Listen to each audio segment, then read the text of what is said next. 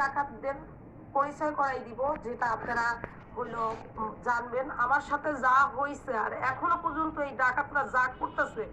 সেটার উপর হইলো আপনাদের সঙ্গে হইলো কথা বলবো। তো আমি হয়তো বা আপনাদেরকে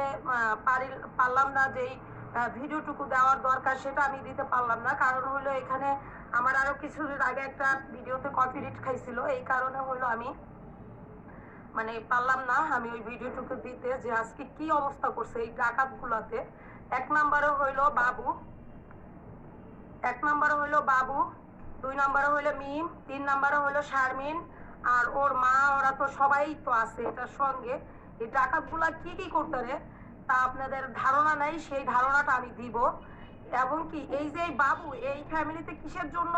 মানে জামাই হয়ে আসছে, ও ছিল ওই বাড়ির ছেলে, কিসের জন্য জামাই হয়ে আসছে, কি কারণে কি করতে চাইতেছে সবকিছু আপনাদের কাছে দিব। চাইছিলাম না ফ্যামিলির কোনো বিষয়ে কোনো কথা বলবো, আমার সাথে যত বড় অন্যায় করছে ওরা তার কিছুই বলি নাই, কারণ কিছু বলি নাই, শুধু হলো ফ্যামিলির মান সম্মানের দিকে তাকায়া যে ওটা আমার ফ্যামিলি,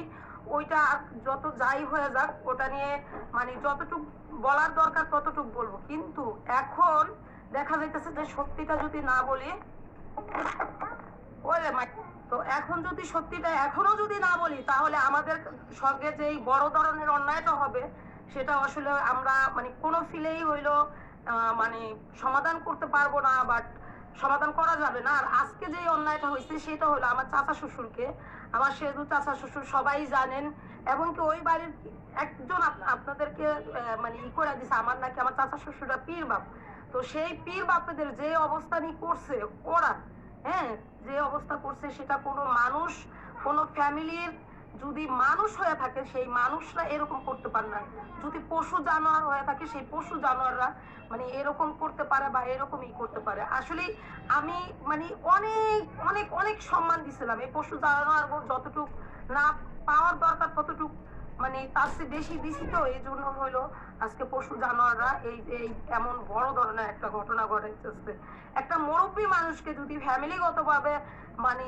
কথা নিয়ে যদি একটা মুরব্বী মানুষের রক্ত ঝরাইতে পারে, একটা মুরব্বী মানুষের এই মাথাটা আত্মা শিলি লাগছে। আর ওই বাড়িটা যখন থেকে বিল্ডিং মানে ছাদ উঠে গেছে তখন থেকে মিমের আর বাবুর হইলো ওই বাড়িতে নেশা জায়গা গেছে ওই বাড়িতে থাকার জন্য। ওরা ওই বাড়িতে কিভাবে থাকবে সেটা ওরা প্রতিনিয়ত ওরা হইলো মনে করেন প্ল্যান করে যে এই বাড়িতে কেমনে থাকা যাইব, এখানে সুন্দর ভিউ, ওই বাড়িতে অক্সিজেন পায়, ওই বাড়িতে ওদের ভিডিও ভালো চলে, ওই বাড়িতে ওরা রং তামাশা করতে পারে, ওই বাড়িতে যতই রং তামাশা করুক বাইরের কেউ এসে বলে না বাড়ির ভিতরে কি রং তামাশা করছো, হ্যাঁ কি রং তামাশা করছো এটা বলে না। আমার ঘরের দরজা,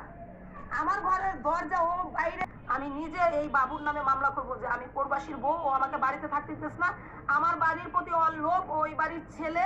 ও আর বউরে নিয়ে আমার ওই বাড়ি থেকে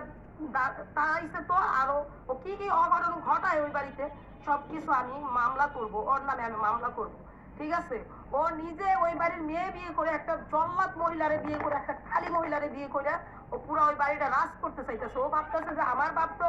একটা দেখাই দিব যে আমি বেটা, আসলে ও একটা বেটা না, ও একটা হিজলা, ও একটা নেশাখোর, ও একটা কাপুরুষ। এজন্য ও ওর স্বাস্থ্য বইতে বিয়ে করে ওই বাড়িতে থাকে আর ওই বাড়িতে ও রং তামাশা করে বেড়ায়। ও আর মায়েরা যদি তুই একটা গাইল দেয় মিম,